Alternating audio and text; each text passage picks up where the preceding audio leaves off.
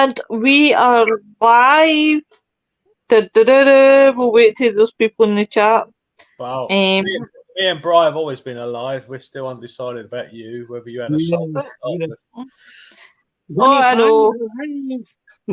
I know. There's something out quite right in the head with me. Well, we know that. Shut up, Dick. We've got 5 in the chat. Can somebody say hello? Yay, Sarah Louise. How you doing, Sarah? Well, welcome to the show.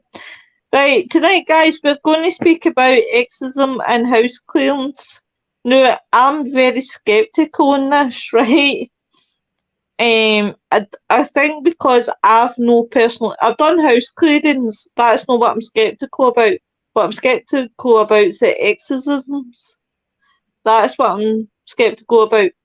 I think because I've never seen one myself, so I'm quite.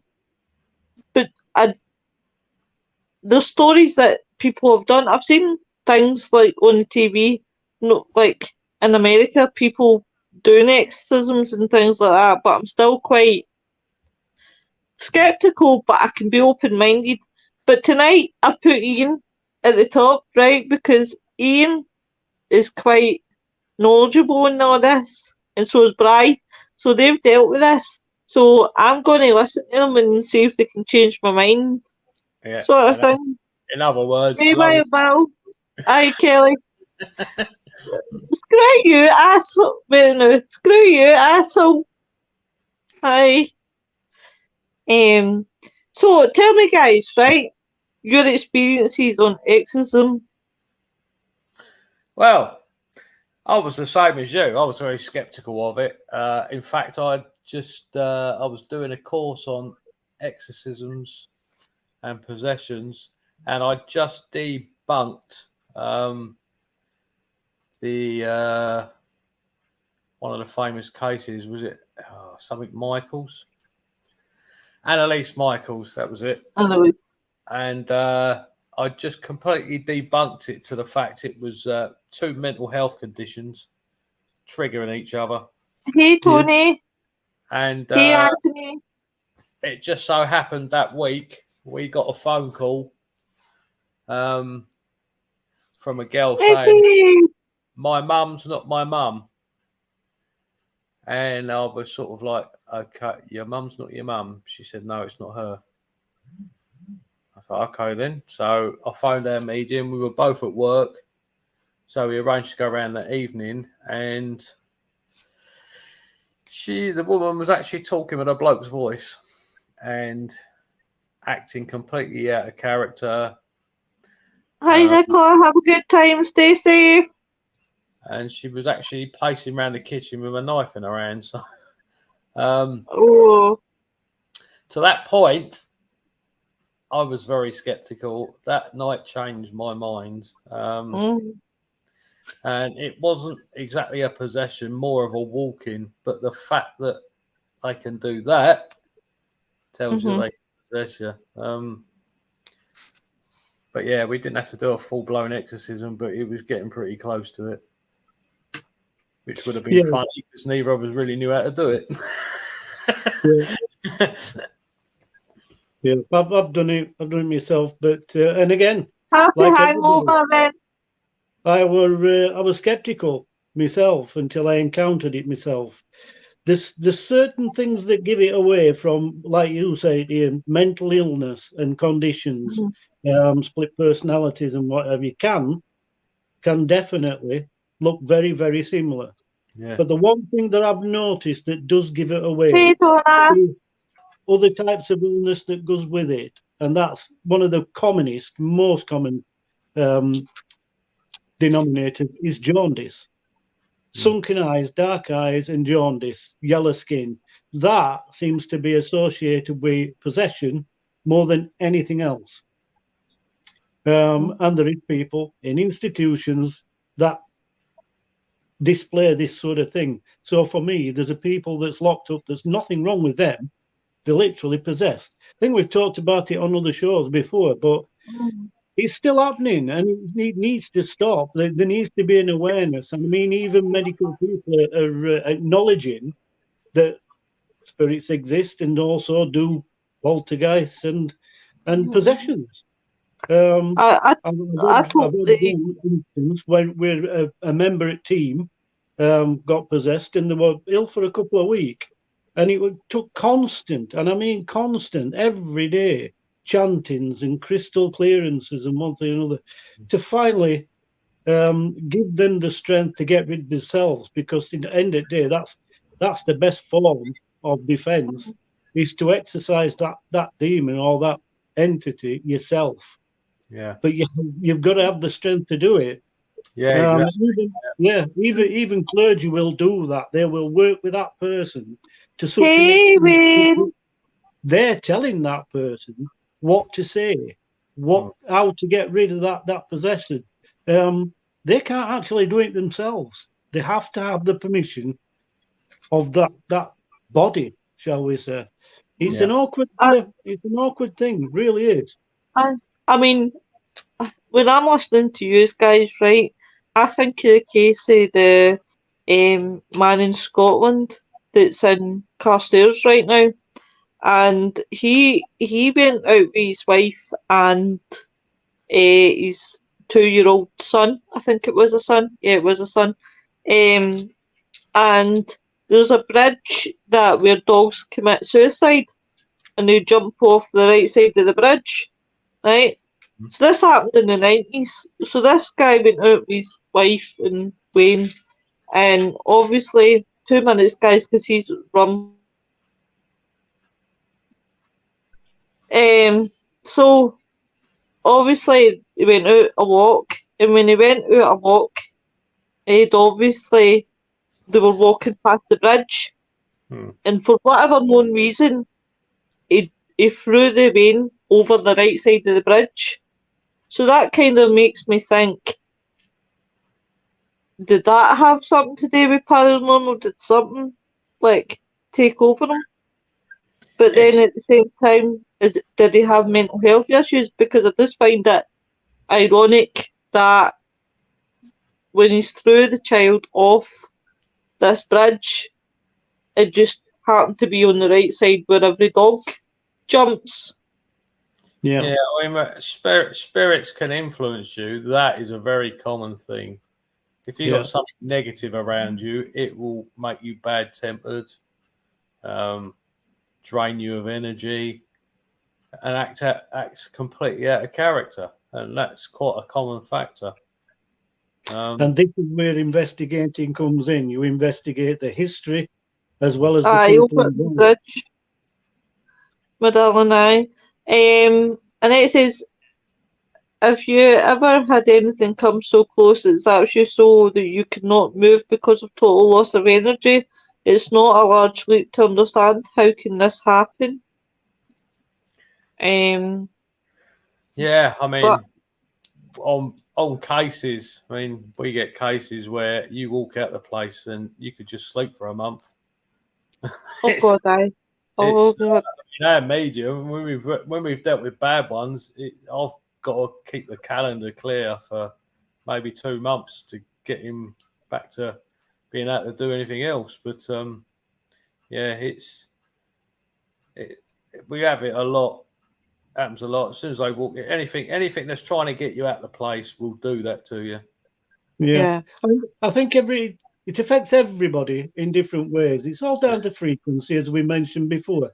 But with me, because I'm on such a high frequency when I'm investigating, it wires me, and I've got to actually try to come down rather than being zapped. I'm full, and I've got to empty that cup, that glass, that vessel. So I go to water. The more natural water, the better. And I've got to sort of immerse myself in that and sort of come down, because I just get totally worried. I can't sleep. I must admit, when after investigations, the only place that really, really zaps me so much energy, I would say, is Lennox Castle. And there has been an experience. I had an experience up there where I blanked out and I missed time, and I can't explain that. sort of thing, because I was up there with my friend Steve and all that when we went up investigating. And I can remember Steve saying, "Why the fuck are you looking at me like that?" But I don't know. It was like I blanked out for a second. And Yeah. I don't know the way I was looking. It was one of your other personalities kicking in. Listen, you prick. I've got a choice of 28. Don't be fucking jealous. Anthony says that's why after every ghost hunt you should ground yourself with things made of iron. I've never heard that, man. Yeah, In fact, iron's very good. That's why cemetery gates are made of iron. Yeah. I've got a box around here somewhere. That's what I was looking for. I've got a box of iron coffin nails, which if you place them around a house, you can make it a dead zone. Yeah, and wood, a good oak, and this is why a lot of cemetery gates are made from wood, from oak, because it's a binding element. It keeps things in. Yeah. Yeah, just out of curiosity, right? What's your opinions, right? Everybody's opinions as well in the chat, right? On inexperienced ghost hunters get in, doing house clearance and not having a fucking clue what they're doing, and then they end up causing more damage to them. No, I mean, my team have done many clear-ups after such things. The problem is, going in and doing a clearance will not work unless you deal with the issue. Yes. If there's anything negative in the house and you walk around it doing burning white sage, all you're going to do is piss it off. And it Do you honestly believe it's like what? Sage wears off in a bad mood. So 90% of the time, it tends to be the people that's in there.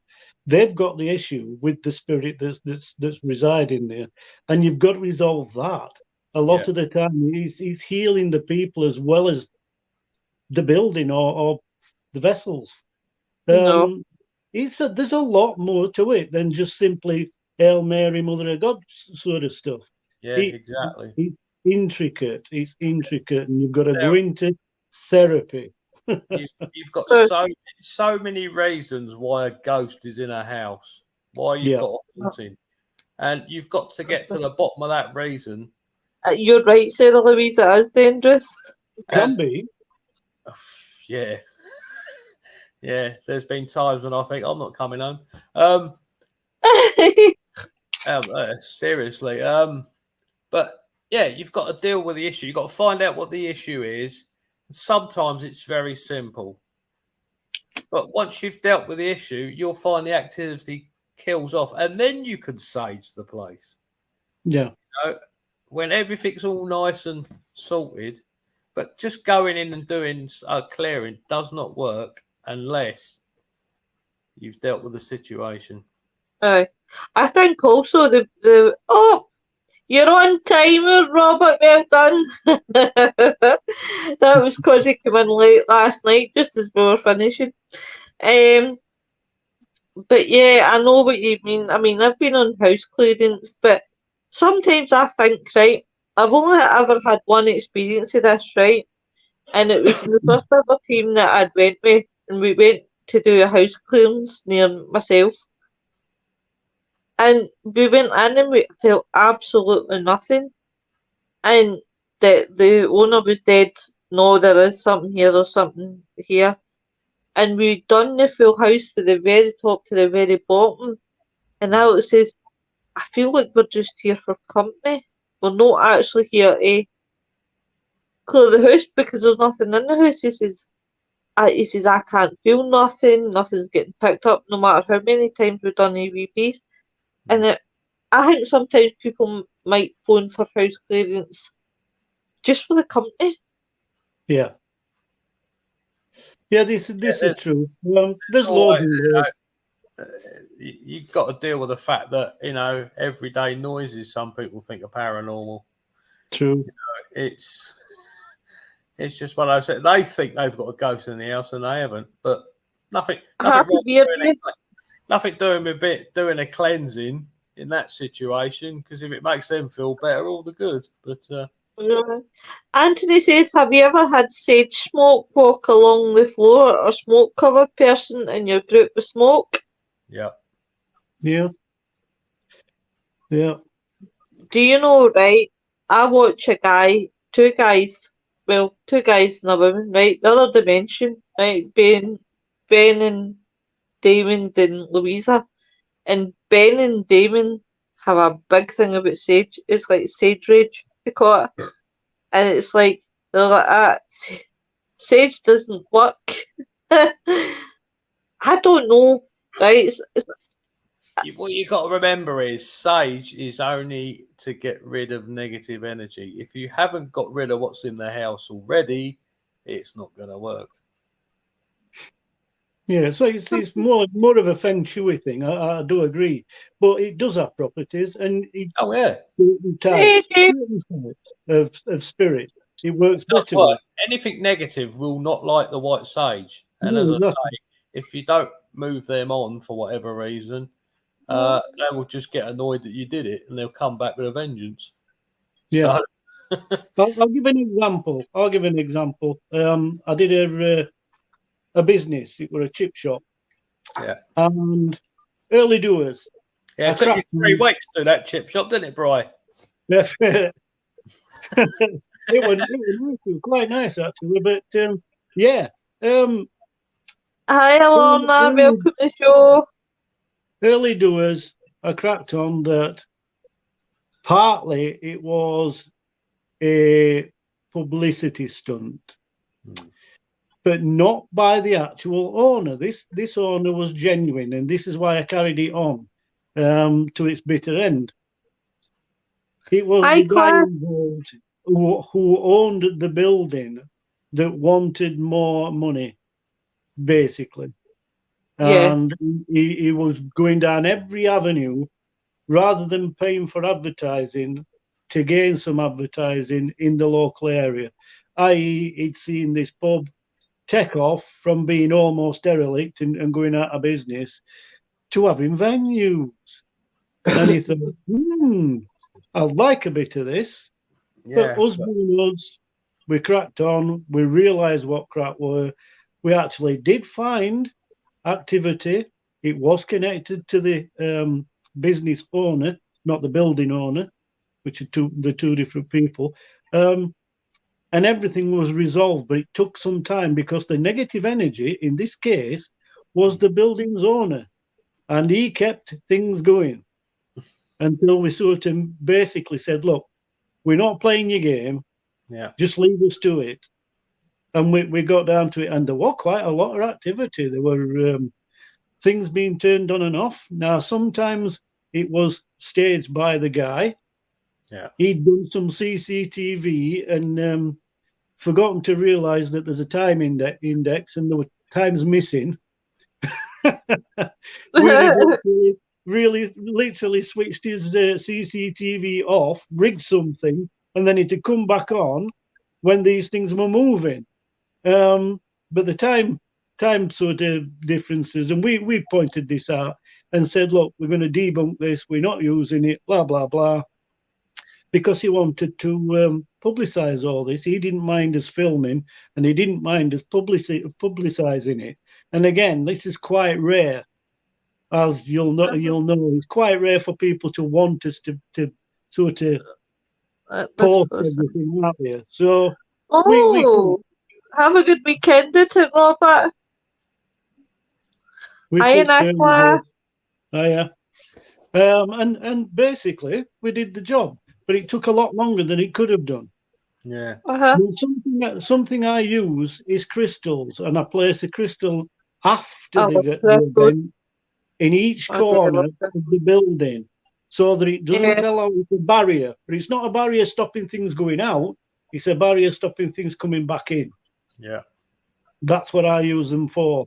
Everybody's different, and everybody has different methods. But it works quite well for me. Yeah, I mean, I love crystals. I do. I must admit, I never ever like a lot of people suggested crystals to me, and to be fair, I actually really do like them. And my favourite one out of crystals is the rose quartz Yes, for it's a good anxiety. one. I actually find, well, is that you and your crystals there? You're whacking out your crystals? In my Um, pocket. Yeah. eh, No, it's kind I found that, like, seriously, like, a shop opened up in here, and it's to do with crystals, and I swear to God, it was like going into a sweetie shop, because you had witchy stuff, you had spiritual stuff, you know, you had incense, you had crystals, and the amount of crystals, and I go through periods where I have, because of my PTSD, I have severe nightmares. So I went to this shop and I said, what's the best thing that could, like, keep nightmares away? Or give me some sort of relief? Because obviously the rose quartz, that helped my anxiety part of it. And nobody suggested it was the Dalmatian jasper, and Yeah. it's like a really weird colour. But it that was really, really good, I found. I love shops like that too. I think there should be more shops like that, Lorna. There is actually, I've got to be fair, in Irvine, there's a guy with a cart, and he sells all types of crystals as well. And I think that's brilliant. I think you should have more shops like that. Yeah. Yeah, This I mean, year, we this got year, two in Hastings. Oh, I love that. The that's what you flashing. need. Yeah. That's what you need, Lewis, and attach some peridot to it. Similar properties to Jasper. Yeah, Perry, you've got Perno, right? Yeah. In your pocket, Ian. I'm just going to. Oh! You gonna try and guess what I've got in my pocket? I could be totally. I'm guessing you've got a little bit of tiger's eye. No. No tiger's eye. I have that upstairs. No, this is what I carry on me all the time. But Yeah. That, by the way, you didn't think it was going to be money, fuck. His money's tied to Linda. He only gets pocket money. Wrong pocket. Peridot. Hematite. I said tiger's eye, Anna. Rose quartz, and there's another one as well. It's a greeny one. Forgotten name on it. Oh, jade. Green jasper. It's the light green. 2 seconds, I'll get mine. Is that the turquoise one? That's tourmaline, yeah. Yeah. I've got no. What's in my pocket? I have a combination of 3: shungite, black tourmaline, and Apache tear. Because the 3 of them together are very good against negative energy. Yes. I've also got calcite, which someone gave to me because I had a dodgy knee. And funny, since I put it in my pocket, I've never had it. Yeah. And I've got red jasper. Which good for the blood, apparently. So yeah, you need some of that hematite. That's all very good for calcite, joints. Calcite and something else. I've got her. You got some cloud as well. Yeah. You'd be highly jealous of my granddaughter's collection. She's got thousands. I need more. And I've got my witch's cauldron. That's my steel witch's cauldron. Yeah. Oh, is that the last witch you possessed? Yeah.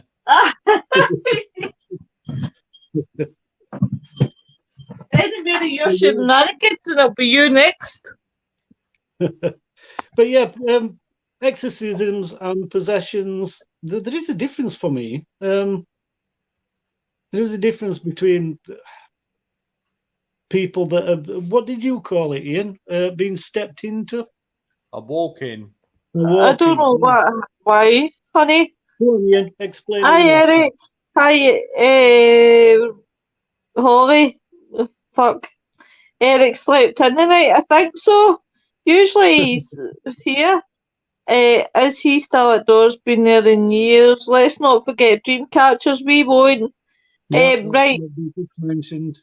That's what Anthony you said, found that Ouija boards are most time cause of places being active. Yeah, he's right. It's because people don't know how to use them. Tell me See, what you need to that's a have a good ton of one. Rogentons. I'm going to do something with you, Lou. That's cool. Yeah, We'll he have to spent do 6 it. Yeah, we'll have to do a show on crystals and Yeah. stones. But I'll tell you what, well, after obviously we've got a 2 weeks in September. Sorry, and it says had so many crystals in the house they all go missing, never be found again, so I don't get them anymore. Well, what I'll do is waiting to grab the book because it'll tell me better. It runs me.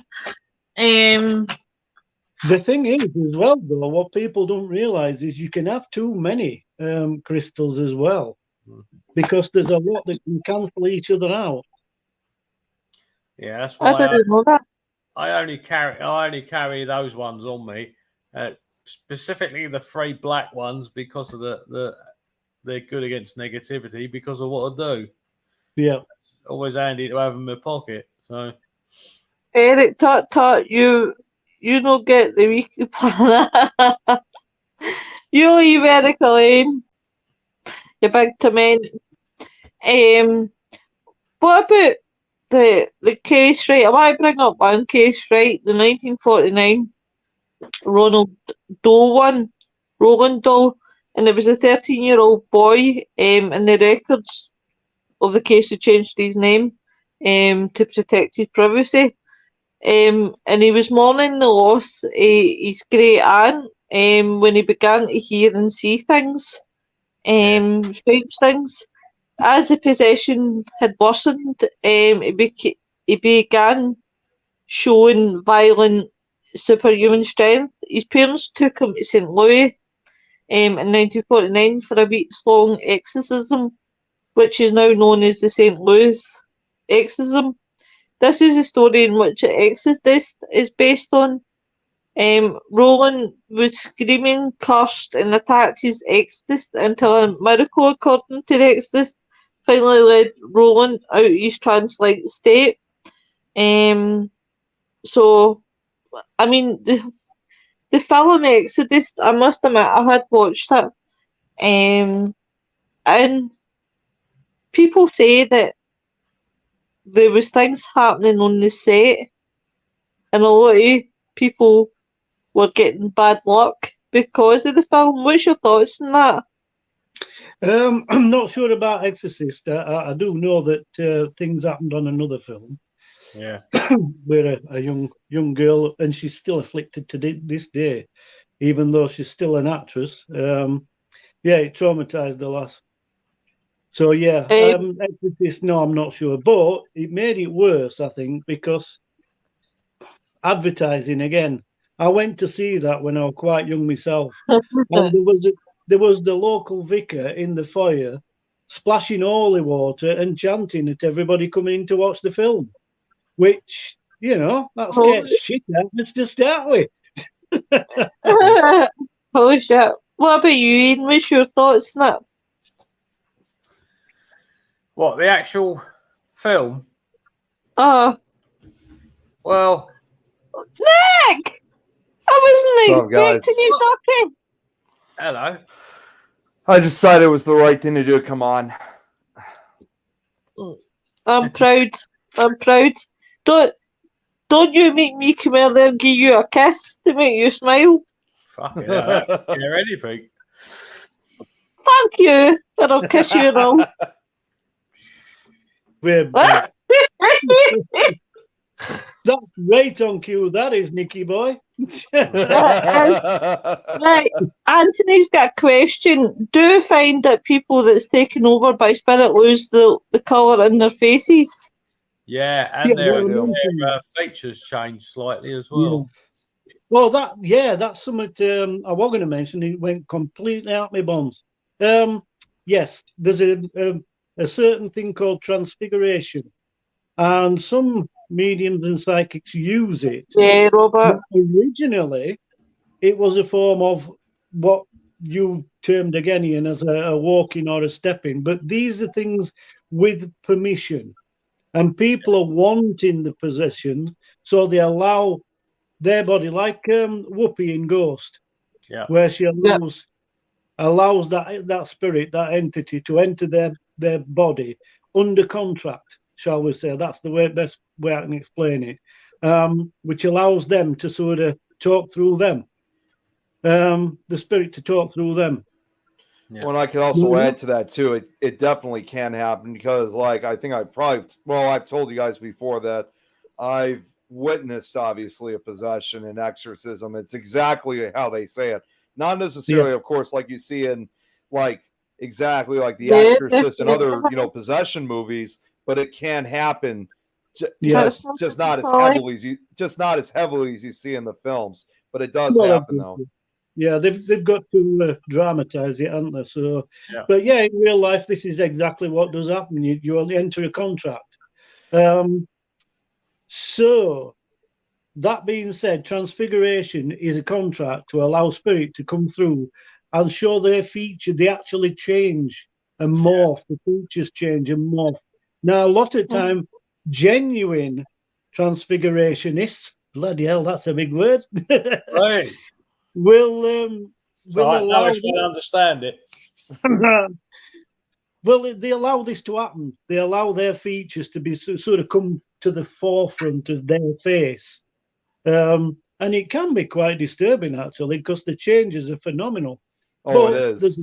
There is a hell of a lot of fakists out there, and they will try to use their own features and extenuate them and use a torch and change the position. My love. There's all sorts of little things that these people do, and it's totally wrong, obviously. But this is what happens in any industry, in any walk of life. You're going to get people that's genuine, and you're going to get people that's fakies. Sift through the chaff from the wheat. Well, and also I think that's right. All right, when you go, my love. Oh no, and I wanted to also add for what Bryce's talking about when it comes to for example, you were saying about the face changes and stuff. Of course, it's not only just the face changes. I mean, from what I remember from the possession that I witnessed was that because there are some legitimate stuff that sometimes the films do show, which is you do see the eyes roll, they roll white, and when they come back, there's like this blackish tint, which you can clearly tell at this point that's no longer them. There's obviously somebody inhabiting that person's body and mind. And then, of course, you have the voice. What's that? That, for me, actually just denominates what type of possession it is. The black eyes, as you said, tends to denominate demons and entities. That doesn't necessarily happen when it's just a poltergeist or a strong spirit doing the possession. What will happen, what is most common, as I mentioned before you joined us, Nick, is the jaundice look. It takes it out of people. Whether it's a chemical imbalance or whatever but it makes a person jaundiced, and that's the giveaway for a lot of people that's been possessed or are possessed. Lauren was asking, how do you all charge up the energy in your crystals? Well, I will put them under running water to clean them off, and then I will put them either on the window ledge in direct sunlight or when there's a full moon. Yeah, what Cliff just said, 2011 with Anthony Hopkins, I've actually seen that movie in theaters when it first came out. I don't know if you guys have ever seen it. It is a very long film, but it's actually a pretty good movie. I think it's really. I think it's it's definitely one of the far better exorcisms films since The Exorcist, and it was of course based on a true story. Who, believe it or not, the Exorcist in that film was from the Chicago area, from my area. Yeah. But I got these special words written down. He just has to fit them in somewhere. Right. The thing, right, I'm going to be honest, right, why I'm skeptic about exorcisms and things like that. The problem is, it's all right, Mark, don't worry about it, my love. That's an old question now, Lois. I know, honey, but I was trying to fit it in as soon as they stopped talking, sweetie. Here's the not you, by the way, Lorna, to the guys. Don't worry about it. I give them it all the time. So here's the thing, right? So I'm skeptical on exorcism and demons because that's what's always thrown out there. It's demons, demons, demons, demons. How can you be skeptical of demons? You are one. Maybe because they're not as good looking as me. You need self-belief. Right, okay. Well, give me an exorcism. Exercise me. I suspect over the centuries you've had all sorts done to you, so... Oh, yeah, naughty boy. I'm not discussing that on the air. Exorcism-wise, I'm talking. Oh, I'm sorry. I confused exorcism with something else. Yeah, I more. She's a nice woman. I need to Get a expand. football. Aye. I need to expand on charging crystals. Again, Right. what Ian says is correct, but there's also, you've got to work out what element these crystals are working on, because you've got all the earth signs: air, earth, water, combined. Like all the different elements. Your crystals correspond, so you need that element to charge them. See, and I just got started, believe it or not, with crystals. I mean, I haven't really... See, I need someone, obviously, to teach me how to use them correctly and, of course, how to charge them. But I started collecting a few of them. So it's... I mean, I know about it. I haven't really learned or been taught. So I'm just getting started with them. But this is actually kind of good teaching, I could say right now, when it comes to... Well, I'll tell you what. See, the week after next special on the 8th of September is next special. So the 15th of September we'll do a crystal show. I'll save it for then. Because I'd love to learn how to use them, because I got them.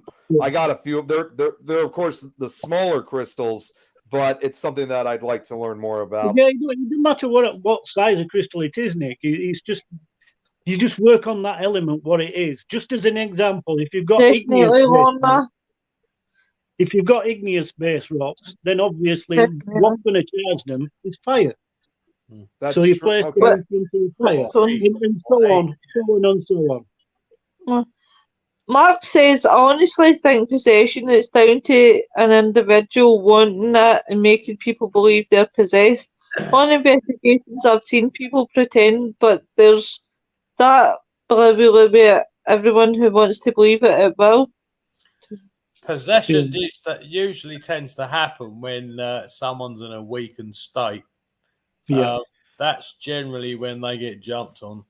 And that's the same with this walking we dealt with. She had been ill for a couple of days, and then don't you flag me, mister, because I can't say what I want to say.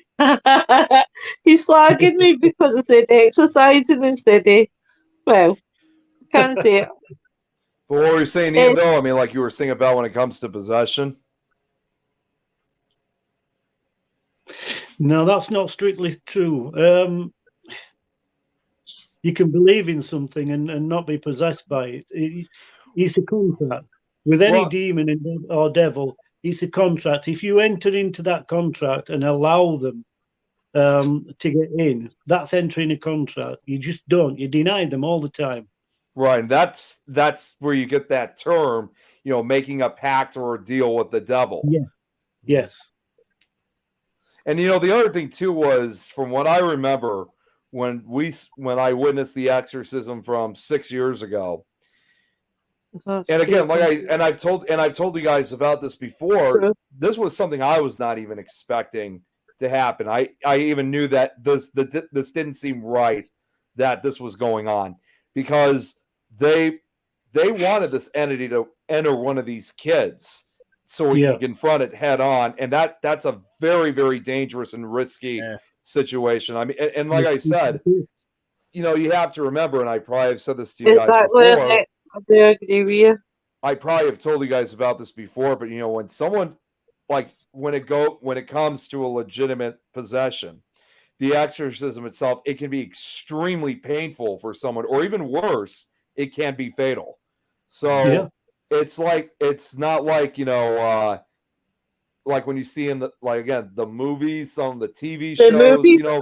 the movies and the TV shows, I think things like that, that's what kind of puts me off, because you're kind of watching this and you're knowing it's fake, and it's the way it's dramatised.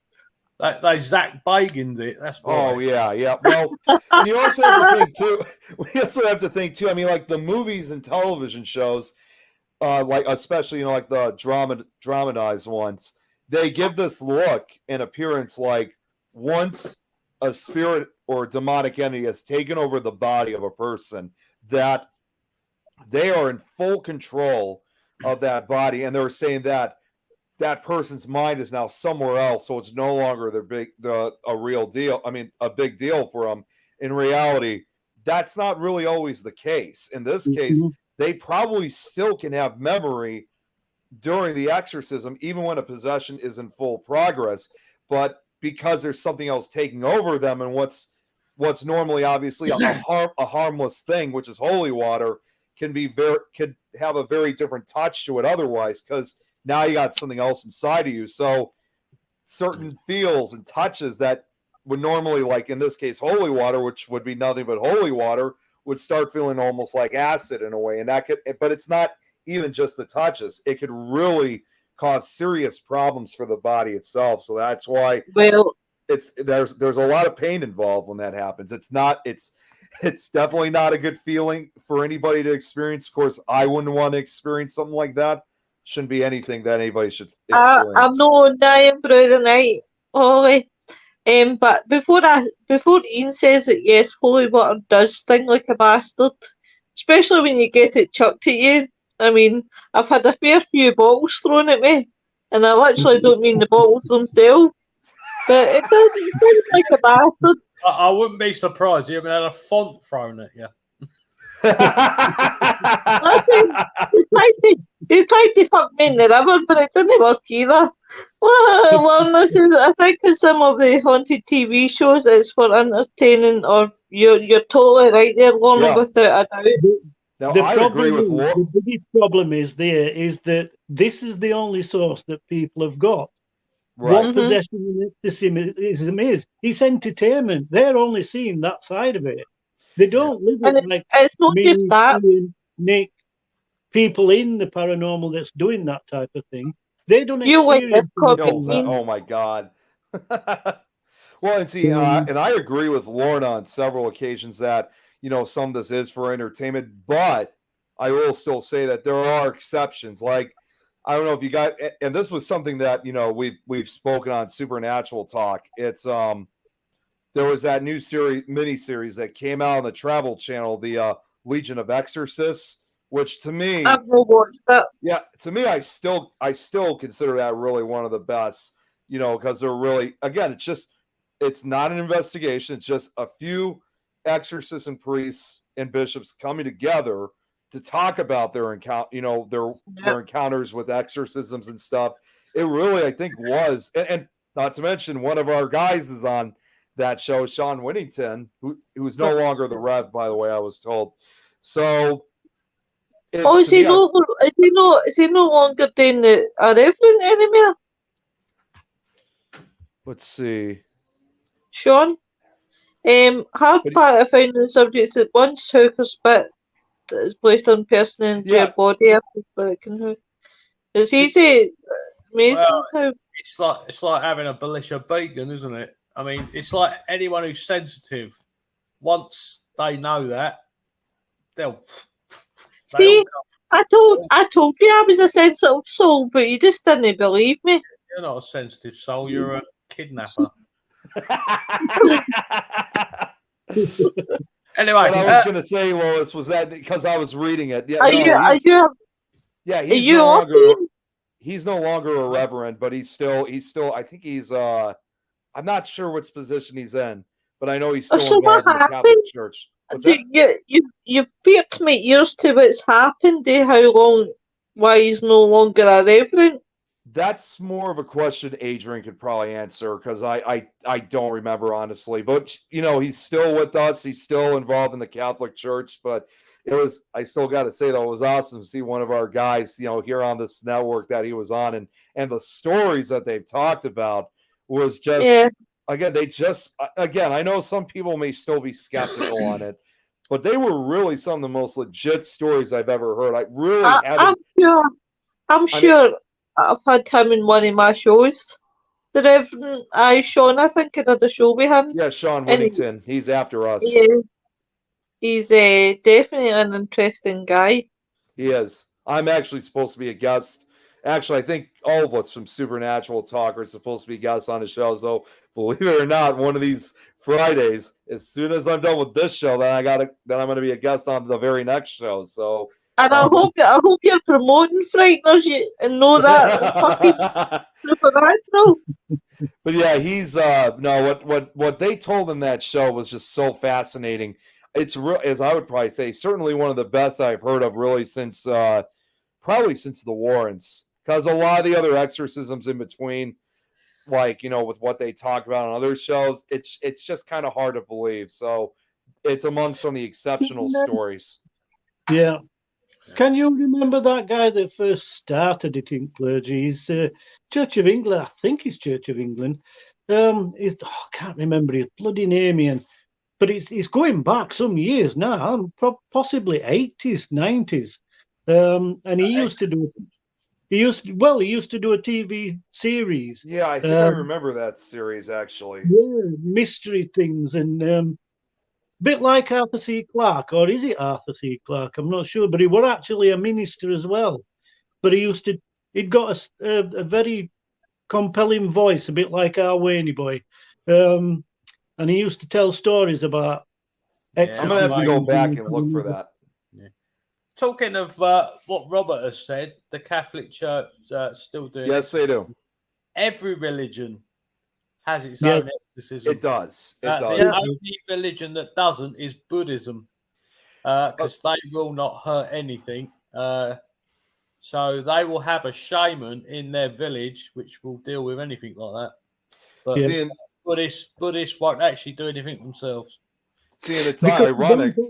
Class spirit. Well, it's ironic too, Ian, because like several years ago when we used to run the Chicago Ghost Conference here in the city, we actually did have a special segment of, I can't remember the guy's name, but he was a rabbi in this case. So in this case, involving Judaism, and he was obviously talking about Jewish exorcisms and how they work. So you're absolutely right. Yes, obviously everybody focuses their attention on the Roman Catholic exorcisms, but in reality, every religion or culture usually will have an exorcism one way or another. I like what Cliff's just said. The best lie the devil ever told is that he doesn't exist, and that is the actual lie. Yeah. But see, the problem is, right, I know we're swaying a wee bit into religion, but the problem is, right, the devil's always made to look like the bad one, but my theory on this is that... Yeah, you're a demon, so you're going to like him anyway. You're fucking right. Wait till I show you the two books that I've got. I've got two. I've got the Anton LaVey book, and I've got the Alistair Cowley. Now I've lost my train of thought. I can't even remember where the fuck I was going. Well, no, you were saying something about oh God, now I forgot to. You know what I should do next time when we lose our train of thought? When we lose our train of thoughts, I'm just gonna have the player running so that way I can just rewind and go back to what... Yeah. In fact, I'll tell you what I forgot to do tonight, and it's shocking to me. Right, guys, Craig Aherms has set up a GoFundMe page for the Hawaiian fires. Hawaiian fires. It was so my thoughts are definitely... Oh, sorry, talking about the view of the devil, I know where I was going now, right? I'll talk about that after just 2 seconds. So I'll post the GoFundMe. I meant to do it last night and forgot, so I'll do it both in last night's live and tonight's live. If you guys want to donate anything, that's entirely up to you, and I'll put it in there, the chat for you guys. Yeah, The thing is, we'll donate you. Is that all right? Just leave you us the are an fucking asshole. So basically, what I'm trying to say is, we're all led to believe that the devil's a bad person, right?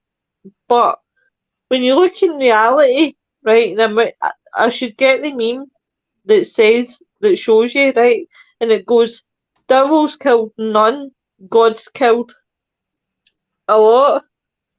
So it was an interesting. It's definitely an interesting meme to see. It's all a perception on how you read into things, isn't it? The devil is the punisher of sin. So basically, he punishes people for being bad. Does that make him bad? Well, yeah, if you look at it like basically, obviously, in the case with, as we all know, the 10 plagues involving definitely the Pharaoh, yeah. Right, I'm just going to read this remark. A friend of mine did his exorcism online. Believe it or not, the church are just in it for the money, as are some paranormal folk.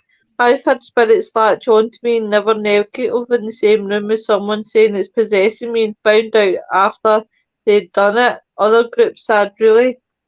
I even know people local to me charge people to clean their houses for money. He's a con man and people are really drawn to him. I wonder if it's our mutual friend. He's a con man and people are really drawn to him, as you can see. It winds me up. Sorry for the rant. No, it's absolutely fine. Rant your wee heart out, Mark. I wonder if that's your mutual friend. Yeah. For people out there who don't know, I run a private case team and I've been investigating over 25 years and I've never charged a client yet. Yeah, ditto. I've never charged. Neither have I. Here's the thing, right? See, paranormal investigators, right? I had a rant about this on Tuesday night, right? And I said, see these big superstars, right? I says it's about time that they give back to their viewers. Their viewers mean the world to them as much as they say they do, right? Why no? See for what they give you and what you earn off these, because let's face it, the people are lining their pockets. So what I said was, what if, right, for example, they done, see for 2 months, right, to give back to their viewers and say to them, do you know what? See for these whole 2 months, I don't need your money. Just see for everything that you've paid for now, you can have it for the next fee. But they won't do that because they're bastards. And see, charging for house clearance. Why the fuck do that? You're in the paranormal. You're in the paranormal for the right reasons. You do not charge. No, See, you if you're don't. charging, I don't. you're money. There are many ways to make money out of the paranormal, but making money out of victims of the paranormal, I don't. Oh, yeah. I can I can see in some cultures I can understand it, because there's countries where you have to make a buck. There is no other way. That everything you do is based on making a buck, because it's society. Send it to me. It's society that dictates it. So yeah, under certain circumstances I can, but it's the way that it's done. It can be done a lot more tactful than what I know that's the thing, isn't it? It is. Yeah, the only way you can stop it in there is to educate people. There are people out there that will help you at no cost. Yeah. And I mean, it's not just that, right? And that's like I said, we don't. Well, I was just gonna say, that's what I was gonna say. I mean, we're like the same way. We never charge when we go out and investigate. No. I know there is a lot of people, and for instance, I know I a gotta check. guy, the team. You right, love? Nick. Yeah, I gotta mute my mic for about a minute, so I'm still No, gonna be you're here, all but right. I Carry just on, may love. not say anything. Yeah. It's okay. So there's a guy that I know, right, and I've had contact with, right, who has a team. Don't know if he still has a team. Mind you, I've got a new profile. I could check because he blocked me off his other one. So that being said, so that guy creates a team. I know the sidekick. She's the same sidekick that was the rude bastard for my first team. So this person hangs out with one of the big teams, right? So that big team comes to Scotland, right? And this guy was never interested in the paranormal before, and I know that for a credible source who turned around and told me, I know for a fact he didn't believe in the paranormal, but he only joined the paranormal because he knew he could make that half it. Yeah. And so this big team comes to Scotland. You're talking about Zach? No, what was it for? So this big team tried to do a meet and greet just up the road for me, about 10 minutes up the road for me. No one showed up. That's because the guy's a wanker. But with that given said, right? So this guy who was not interested in the paranormal, right, was told and warned plenty of times about this guy. This guy will fuck you over. He's one to what? Doesn't take the head. So they fell out. So the next thing he knows, he moves up to the second team. Hey, that's the highest. They want to be Warrens, shall we say. Mentioning no names, but everybody will know who I'm talking about. So he moves up to that team to try and be pally. The point of the thing is, he's using these big ones so he can make money. He's not interested in their paranormal or anything like that. He just wants to be in with the big teams so he can work followers with it, so that followers will start following and he'll get money off it. And I think that's all fucking wrong. It's all, in fact, I think the film thing's wrong. Yeah. Yeah. Like, There's a little bit of that. We know I feel like that. Definitely, I feel like that. don't make I it know. tackle and go to He can possess you. try. He can try. He can't get in my house anyway. That's good, Anthony, definitely. My house is Zach proof. Do you know what I love about your house? I would love to come to your house. Not to see you, because I don't want to see you, right? Because you're a pain in the ass. I know you're coming. I'll be going. Would you not even stay just for a cup of tea and have a Kitlin's pie? You better get me apple pies in. The Kitlin's ones. Then you're cheaper. Why am No, I going but to have them crappy ones? Yeah, Well, what you got to make them yourself? My mum makes the best apple pies in the Northern Hemisphere, so there's no Oh. point in buying pies in. Tell Mama Varo I'm coming down just for an apple pie. Varo, she'll love you calling her that.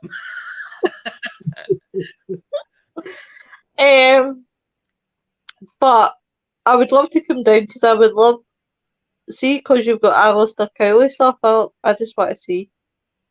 Oh, do you want? I've got his. Yeah, you want to hold his tarot cards, don't you? That's sitting over I there. do. I'm not going to lie. I would be bursting to Howley. hold them.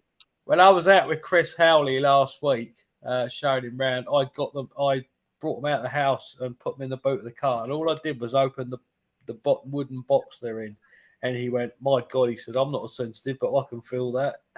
Yeah. And I shut back down again. But yeah, there's a real buzz coming off them cars. It's I must admit, I would be absolutely. You don't realise how much. That's like the red button. Don't push the red button. Why? What, the Alistair Cowley cards? I'll take them in my hands.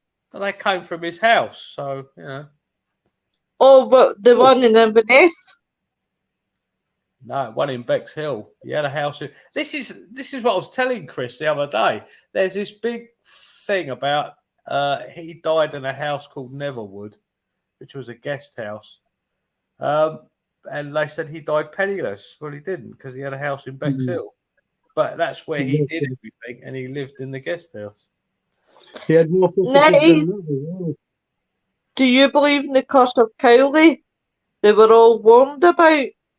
He cursed Hastings, and yes, I am investigating that, because that's part of what I was telling Chris on last week. I took him to a few places that involved with the curse. So I need to research that one, because I must admit I'm very, very curious about Alistair Cowley. Very curious.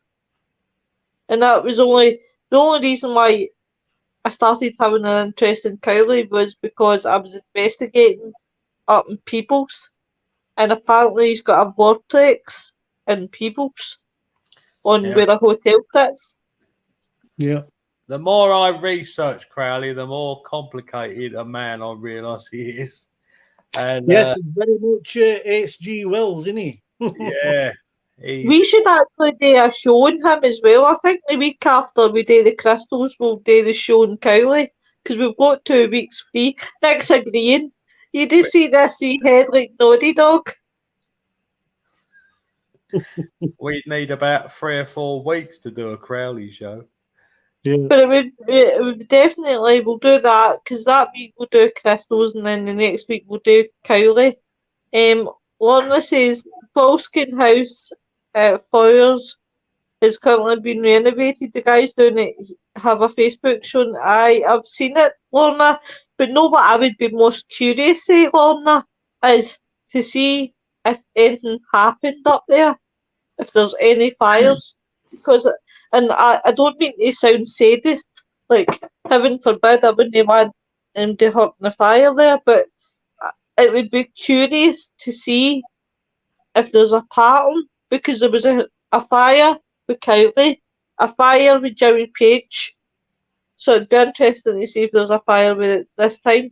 Yeah, there was. It was exactly the same circumstances as well, wasn't it? Cliff said I did a lot of research on Alistair Cowley. I was thinking Dave Lewis. I've done more than a lot, and the problem is with Crowley is a lot of stuff is not true, and you need to read other people's books on that to discover that.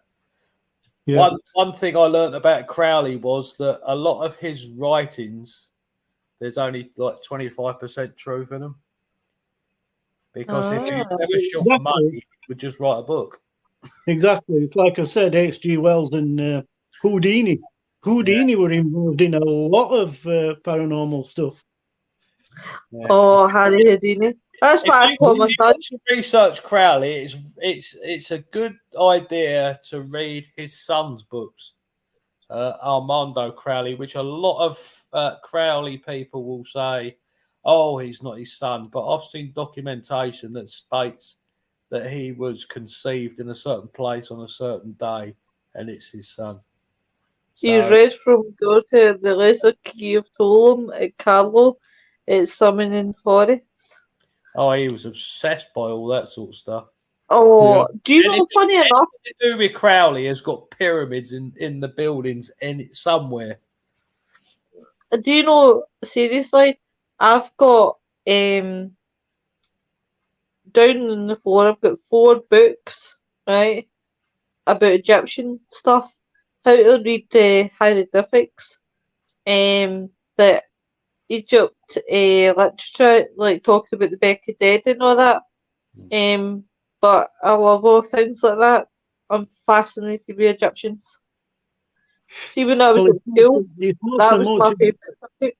It's not just Egyptians. I mean, a pyramid depicts the 4 elements. Yeah. So it predates Egypt. And that is something I found out. This is why, because most people who do rituals would do a pentagram. Crowley did a pyramid. Yes. Yeah. And do you know Mark why? says there was a book. Because spirit is in the middle and it's raised up, and it's usually to do with an oak tree. Yeah. Mark says there was a book on Alistair Cowley in Oxfam shop last weekend. I wished I'd bought it now. You should go back to it because it's probably there. Anthony says, well, do you know if fire happened only a day or a time of the year, like echo event in time? That's very, very true, Anthony. Very true. Next week, we've got Bry's guest on. Yes, I'll remind you. Brian Baker. Yeah. See, I'll remember. I've got his name right. I've got his name right this time.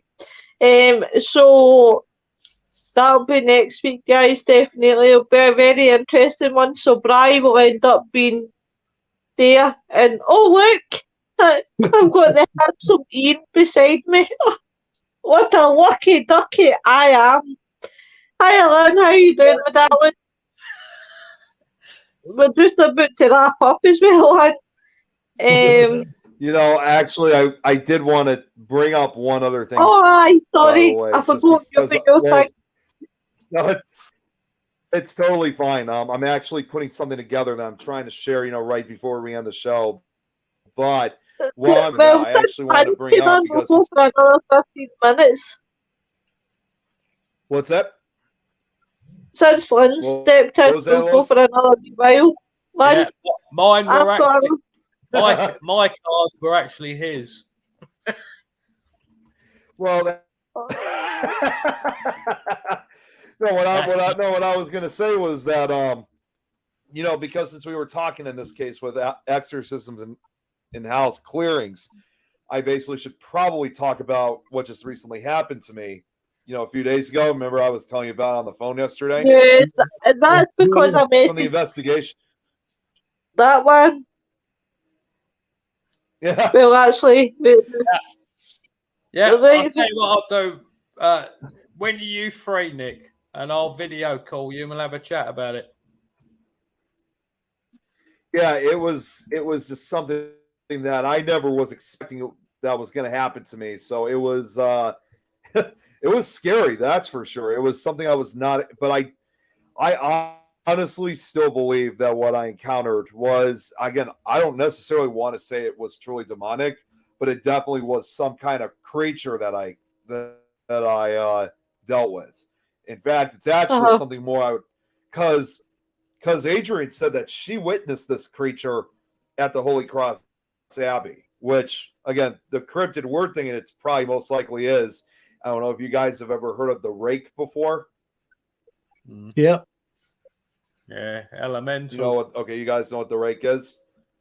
Yeah, it's you know what it is, Lois, or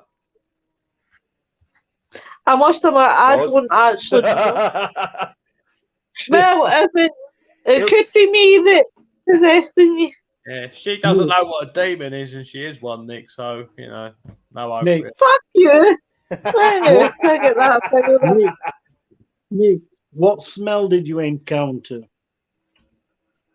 Yeah, there was no smell that was encountered, but I definitely did feel something, because I guess to kind of give some description exactly what happened was it happened really not long after we began the investigation, and I wasn't by myself, of course, when this happened. So thank goodness I had a few other investigators with us.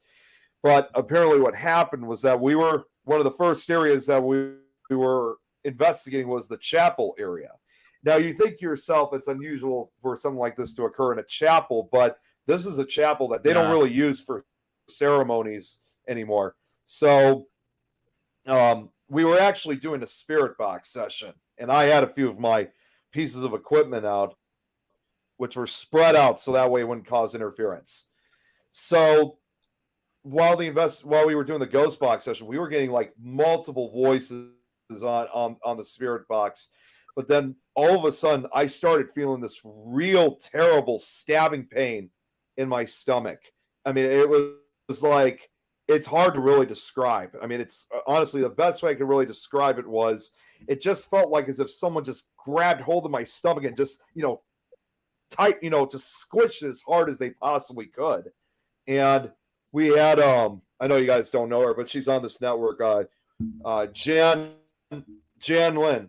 She's a lot, for those that were there, we're now closer than ever. So she was with me when that happened. She offered me an energy of protection, when whatever it was, because she has abilities. She knew something was attacking me. And when she gave me this protection, at first I felt really better because I went up to where the choir area was along with Jan and also Scott Smith. Something was drawing us into the smaller room where the organ was. And for a brief second, I looked over to my right back down on the actual floor. And very briefly, I saw a white figure that kind of paced through. It was very brief. It's really hard to describe exactly what it was because weirdest part was I could only see the left side of it. It was like almost like it's half of the entire figure was cut completely down to the center. So as you can imagine, I couldn't really identify exactly what it was that I saw. It was just it was very quick. But my ordeal wasn't over though.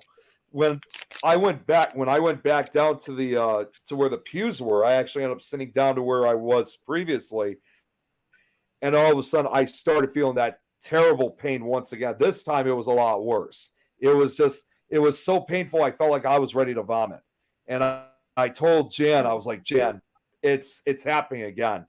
And she like ran over to my aid and had to give me like an extra out. Like we were like praying at that point. I mean, she was giving me like so much energy. I mean, protection energy. And if that wasn't, and right after that was when that pain finally disappeared. Not only did she give me like basically this part of her energy into me, so that way I was always protected. But we had a medium that was with us, and he had holy water. He had to bless me. I mean, he put holy water on my forehead, on my chest, on my shoulders, on my back, just to give an extra out.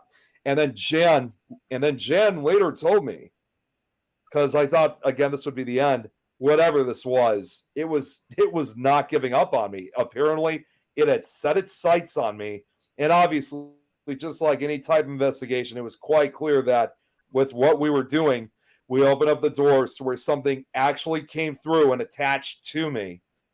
So after maybe about an hour after the ordeal, because Jan said that she could see it, that's when this creature eventually revealed itself to me. Like I could actually see it this time. We were on the 3rd or 4th floor, and I looked down the hallway and I could see movement. Now, at first we saw what looked like a child's spirit along with, I believe, a nun. And some people will say, was it really a child? Of course. I knew it was a separate entity because what I saw next was definitely a different entity because it seemed like whatever this was, it scared off the other spirits. So Robert's asking if this happened to him else. Jan was having issues. In fact, Adrian, even though she didn't necessarily see her ability, she can't actually see anything. She can only feel them. But she had to back away because she wasn't doing that obviously to fend for myself, but she just knew that something very negative was attached to me. But when I looked down the hallway, again, the other spirits, I don't believe it was mimicking. I think they were, again, two separate entities. But next thing I know, I saw this huge, tall, dark humanoid figure standing at the end of the hallway. I mean, the figure looked humanoid, but I could tell, though, it was not human. It had very long arms and legs. Its body was incredibly emaciated, almost like it hadn't eaten in years. I mean, I couldn't actually, and we had flashlights, and although we had it was scary. Although we had flashlights and stuff, we couldn't actually see any. It was literally just black. There was no features whatsoever. Its head was like, you could tell it was oval shaped, so it kind of had like a bald look to it.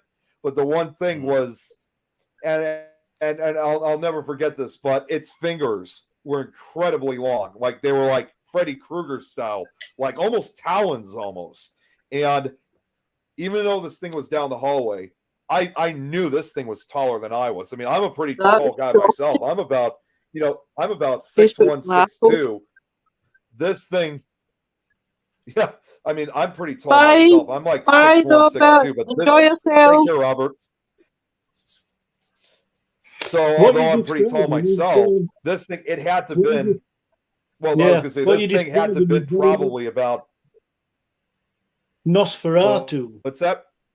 Nosferatu. It kind of did have it kind of did, but this thing, like I said, compared to my height, this thing had to have been at least 7 to 8 feet tall. I mean, this thing was massive. Their apples. Anyway, and then I've got to shoot. It was, guys. So oh, you gotta go. You gotta go. Right. Anyway, what to do? You need any help? Give us a shout, and I'll advise you on how to deal with. I would definitely Thanks, go man. in, but I don't. Right. Bye, ball bag. See you later, demons. See you later, it was sweetie. just so bizarre that what I. It was so bizarre what I saw. I mean, and I know some people are probably wondering, like, I was shocked and certainly surprised by what was by what happened and what, to me and what later happened. But surprisingly, I wasn't scared or terrified, because one of the things I've often been taught is you do not want to show fear, because then you're giving weakness to it. So it's not weakness. It's like I said earlier. It's entering into a contract, and you don't do that. Do not acknowledge. So it's not easy, but you've got to follow that.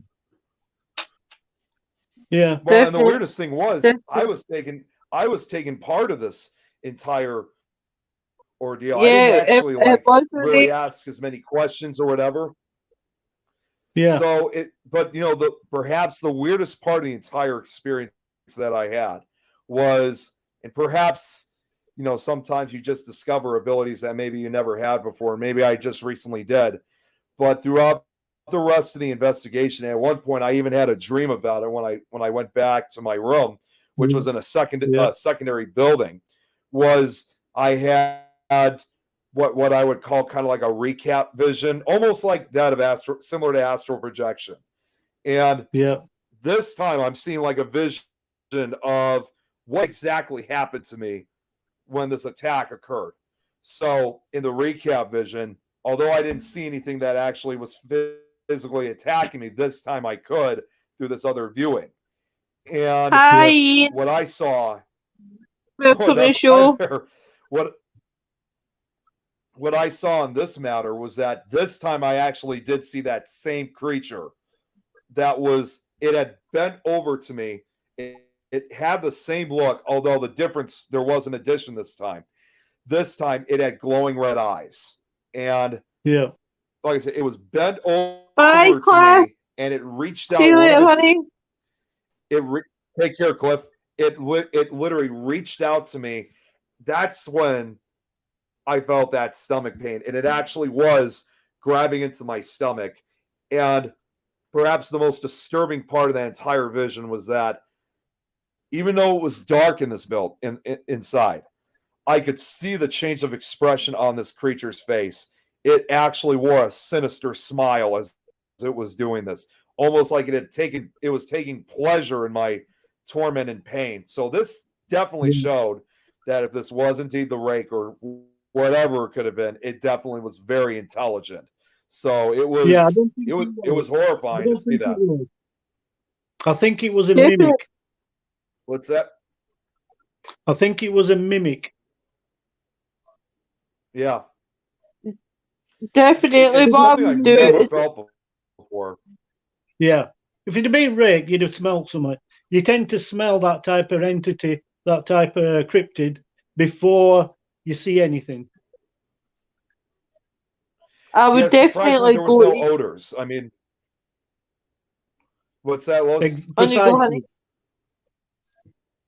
I was saying definitely organise some meeting and speak to him, because that's what he was saying, but I don't think he quite caught up. with what he was saying. But definitely give him a bell, because he's your, I would say him, but don't tell him I said that, because I don't want to give him a complexion or a big head. Don't want him thinking that I like him. Well, and the other thing too was, even I'm still concerned to this day that, because I wanted to really determine to make sure this thing wasn't following me. So it's see, I talked about this story last night on Supernatural Talk, since we were doing a recap of the investigation, and we actually had Nikki Cameron from Australia. She claimed that this thing might have followed me home. I really can't say for sure, but she told me that you may want to see someone right away, because this thing may have followed me back. I mean, and it's directly set its sights on you. I mean, I was, Hi, Carl. believe it or not, I mean, just hearing that, hey, Carl, I mean, believe it or not, it's like I was just being tormented by this thing. Yeah, and that's what they do. But the way that they attach is basically like a cape. They attach here. Exactly where you can't see anything. Nobody ever tends to look at the back of the neck. And it attaches. Right. They attach like a cape. And that's how you take them home. So you're none the wiser. But I would say that it's a mimic. And I would say that it tried to come with you. I'm not sensing anything. So I think you're in the clear. But it was close. Eric's asking, do you feel uneasy now, Nick? No, I'm fine right now. It's definitely something that I'd like to check with Ian on, and then I'm also going to try to check in with Jan to see if she can, send something to me, just to make sure this thing is not, because what they believed is what they were telling me during the investigation was that this thing wanted to use me. It wanted to hide in me. And I mean, essentially take some kind of possession and make me do terrible things. Things I would never dream of doing. So I knew at this point that something needs to be done. Just last night, just before I went to sleep, actually, I just performed a blessing on myself to make, just to give some act of protection. I thought you were going to say there you done an exorcism on yourself. I was going to say, what did you nail up? You can't do that yourself. But I would say, don't enter into any sort of contract. The best thing you can do is, like you just appreciated saying, that allow others that's sensitive to tell you, and I can tell you, I'm sensitive. Do different things. There's nothing there. There's nothing there. You're fine. But it was close. Lorna says, what is a mimic in difference to a demon? Well, precisely that. A mimic preys on your sensibilities and your fears, your biggest fears. And the biggest way to tell this is through communication. Your team members will see different to you. And this is from what you were saying. People were seeing different things. You had to collaborate to sort of come to some sort of common ground. Or is this what we're seeing? Because everybody was slightly different, and a mimic will do that. It preys on your own sensibilities and your own fears. So for me, it was a mimic, and it tried, but it didn't succeed, luckily. Well, Ian says, Nick, did you feel something looking over you in bed on the Thursday evening? No, I didn't that night, actually, because that was when that's when Jan was able to give me that source of energy and of protection. I mean, and I really do, without a shadow of a doubt, believe that part of her energy is still with me, which is probably, even though it hasn't fully defeated it, that it's keeping this creature at bay. So, to a point where it cannot actually physically attack me. So, in my opinion, it's too bad she's not watching right now, but she has, I mean, even if this is not fully the end, she has essentially, saved my life. I mean, she's truly a guardian angel to me. Yeah. What's up, Scott? I see Scott's here now. Evening. So it You was tell just, him it we're was, done. it was just, yeah, it was just a very bizarre experience. I mean, for Wait, no, anyone no. else, it would have been That, terrifying. that, Absolutely. that can baldy be. bastard is late to my show. How fucking dare you? But yeah, don't worry about it, Nick. You're fine. You're clear. Yeah. But yeah, it were close at one See, point. well, I've always said this for the most part, and I even told my mom about it the very next day after this entire incident that yeah, you don't want to basically create a contract or anything like that, but I always just have to remind ourselves as paranormal investigators, it's just when you go out and investigate, it's all part of the game. We all Eric, know the dangers. you We said just got he's to be working very in Eric now. Fuck's Yeah. sake. He's working The in Eric thing now. is- yeah, it's Yeah, but the thing is, Nick, acknowledging is a form of contract. So you try your Yes. damnedest not to acknowledge, not to give it that credence, that power to exist. So you deny its existence. Basically, that's Ian- what you have to do. Ian saying the spirit I see Right, round right. you that evening was a large built male. Scott says, I apologise, St. Nick, for my lateness. I was washing my grass. You should be on the bloody show tonight, you arsehole. And then it says, I'm a great believer in using protection seals. Yeah. So, what do you think about Ian's comment, Nick, about the spirit that he sees round you That's what a I was- large built male? That's what I was about to say. It's ironic that he said that because even though I know some people are saying perhaps maybe this was the rake that I encountered. It's kind of the appearance of the rake, ironically enough, is often usually described kind of like that of a large. They often describe it as like a large naked man or a large hairless dog of some sort. But it's also kind of ironic too because when I was talking with Nikki last night, the one from Australia, she actually created a sketch of what I saw, and what she wrote kind of fits in with what Ian had just said.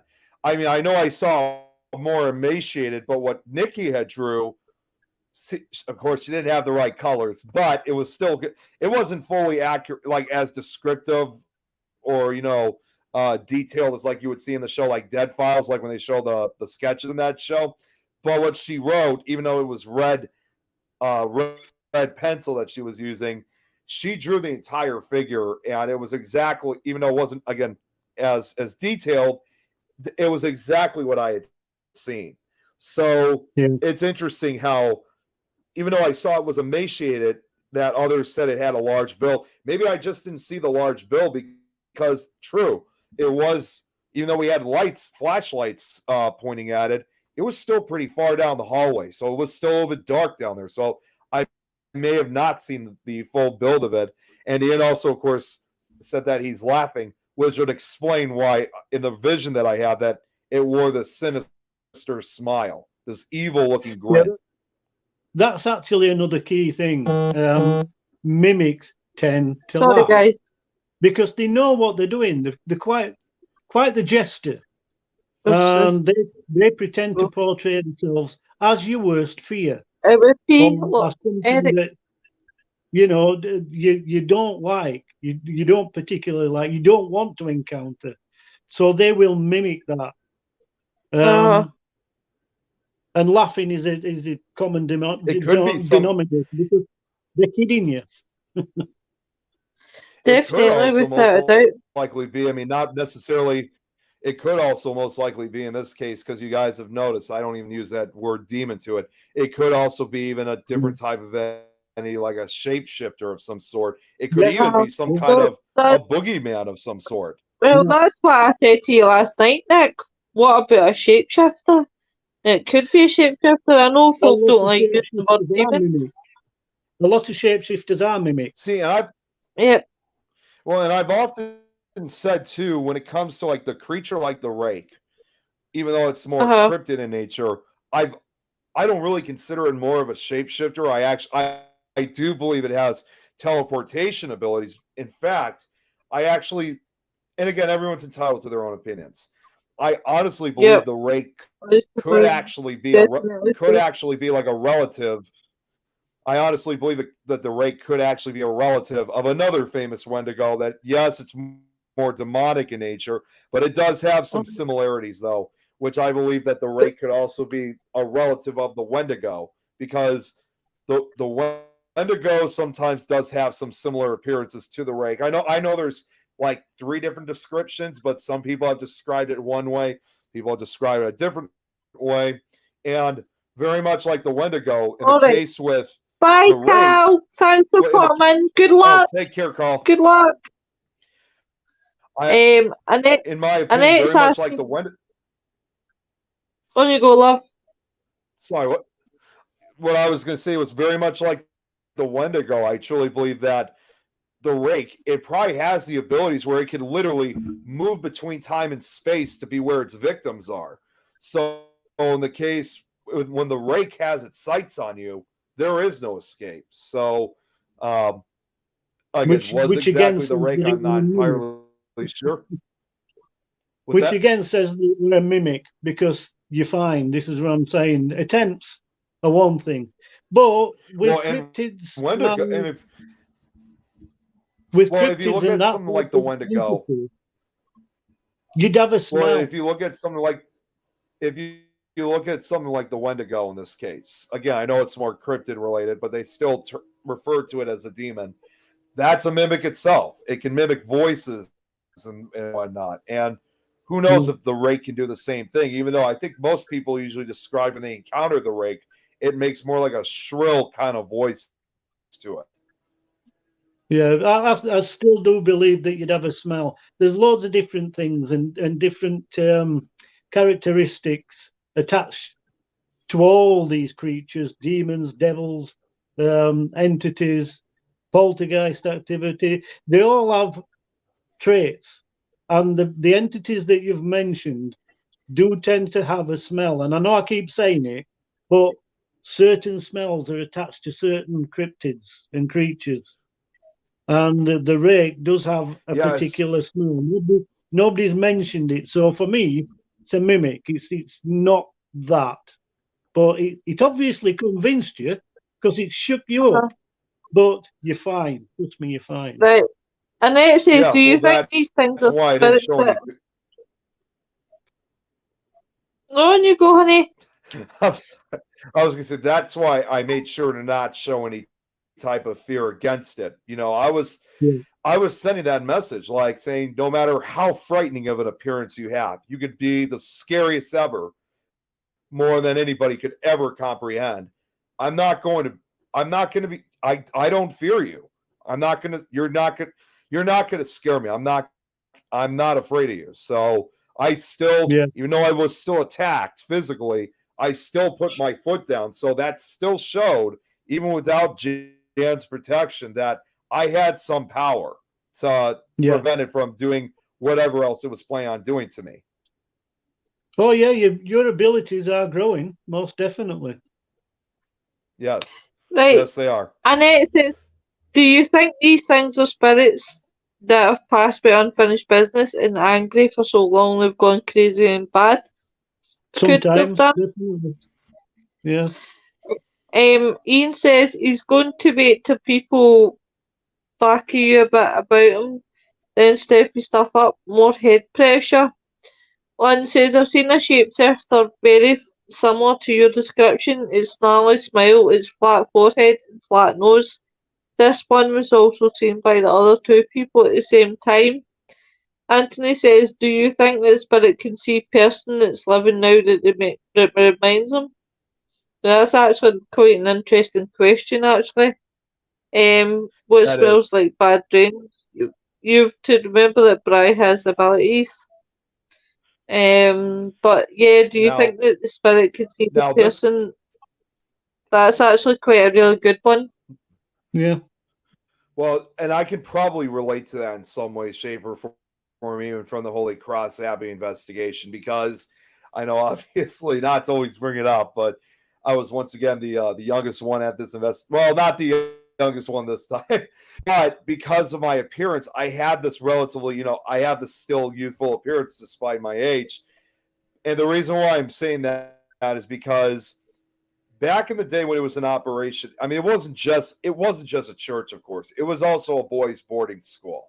So you had a lot of young boys that had, went to school. They lived in the dormitories, and a lot of them were also they usually had kids like between the ages of like 8 to 14, but I think they started bringing in like older kids into this, and for the most part, like I said, life was fine for them. However, and maybe could it have been this person that maybe reminded them of something that they may have done in life. There was a story, and not to get too graphic, and it's not surprising, of course, though, that there was a priest that once was one of the staff members at the abbey. Right, Eric, And don't you rub it salt was into the wound.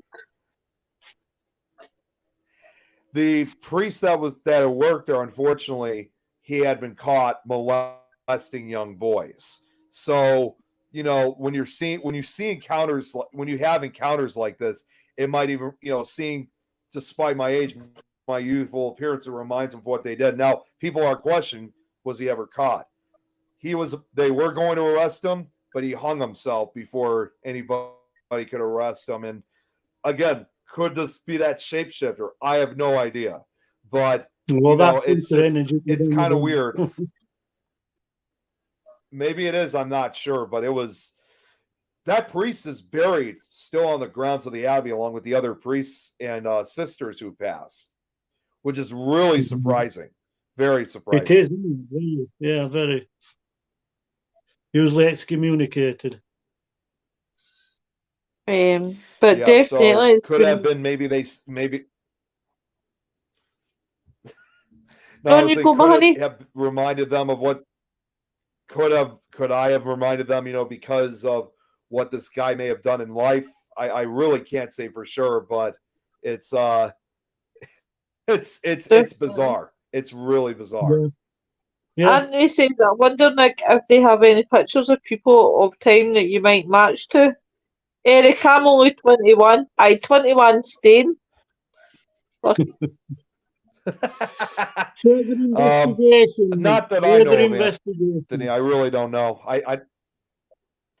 Not that I know of, Anthony. I didn't really see any pictures that I might match of any way, shape, or form. At least is not what I've seen from the photographs that I got. I could see it was traumatizing. I'll be fine. I'm not gonna let this. I'm not gonna let this thing stay attached to me. It's gonna disappear. No. I promise you that. Get back on horse. Get back on horse and do another investigation. Follow up. That's definitely yeah. I'm doing that. I'm doing that tomorrow night. I'm actually doing another investigation tomorrow night because I'm heading to and I probably have mentioned this on the other shows. This weekend, I'm meeting up along with Tom. I mean, Tom's going to be with me on this. We're meeting up with paranormal investigator Keith H. and several others. We're going back to the Bell Mansion in Fort Wayne, Indiana. And but this time we're getting together to film for a documentary. So really? I'm really excited. Oh yeah, I'm really excited. Now, I don't know for sure if we're actually going to be interviewed, because obviously they already have some names in it. We were invited to be a part of this, but one way or another, we're going to be in this documentary. So I'm really super excited for it. We're leaving. I am going to kick him right in the nuts. Nick Campbell, you obviously be going to replace. Fuck you baldy bastard. Yeah, I'm really excited about it, though, without a shadow of a doubt. I can't wait. So, and this will be a documentary, by the way, that this will be on a documentary. I mean, this will be put on television. So I don't remember if it's going to be on Discovery Plus, but even though it's going to be put on television, this will not be something that will be airing on the Travel Channel or the Science Channel, because Keith Age's film documentary series, which is called Bourbon Spirits. He doesn't want to have his documentaries ran and overlooked by a network or, any sure as hell not the Travel Channel, obviously. This is his series that he wants to make independently. And also, Tom, Keith, and I, we've been very good friends for the last couple years. So we've known him. Actually, I've known him since I was in high school, believe it or not, but I didn't really knew who he was at that time. So he's also a very close friend and collaborator of the Booth brothers. They all live down in Kentucky. And so we're going to be meeting up tomorrow night for the filming. It's going to be a blast. I'm really excited about it. At this time, because I didn't do it the last time I was at the Bell Mansion, but because we were meeting up with Mike Rickseger, we didn't think we were going to be part of the investigation. So I didn't have my equipment at the time. Now I got the equipment all ready to go, so I'll be bringing everything with. So it's going to be a lot of fun. I can't wait. It actually does. And this is bring some coins to the event as a way to ground you from energy. But tonight it's been really, really fun, guys. I'm going to wrap it up here. But join us next week. On Monday, you've got the Dark Mirror Boys. On Tuesday, the Simply Spooky. Now, last week we were talking about egos. This week we're talking about investigators themselves. I don't know what's happening. Don't know what's happening Wednesday. Thursday. Respect your elders. You shut your face, you baldy bastard. Good night, Ian. Have a good weekend, pal. You see that? I should probably send this shout out, believe it or not, to Scott, because I thought he should know about this. But I know we're supposed to eventually get I know we're trying to get Kate on at some point. But Scott, just so you know, we got Kate scheduled for the Thursday night show that I do, Supernatural Talk. She'll be coming on our show as a guest. That's going to be Thursday, September 21st. I love bald people. I just don't like Scott. Yep, you can see that. Yeah, so, I knew he was going to say he'll be watching. Yeah, Kate will be coming on. By the way, he's always watching the show, but he can't be bothered coming on to the fucking show. I let him off this time because he was moving. God love him. I hope all the boxes fell in your head, you prick. By the way, I just want everybody to know that I'm really joking in this way, Scott. I don't want Facebook coming after me. Facebook's been after me enough this week for what I said to Eric. Yeah, I sometimes want to say simple things, about certain people, but I don't want to cause any controversy. Nick, see if you had titties and you wore a bra and you take the bra off, it's like a relief. So just let it out, brother.